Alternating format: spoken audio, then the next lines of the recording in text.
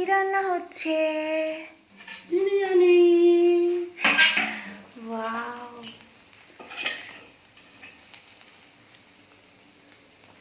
কিসের biryani? Chicken. Chicken.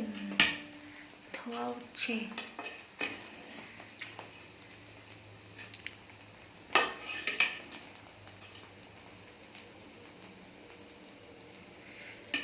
তোমরা দেখবে ভালো করে দেখো। চিকেন পিস, এটা আলু? না, ধ্যাৎ, মাংস না আলু এটা। উফ, জাস্ট ধোয়াটা দেখো তোমরা।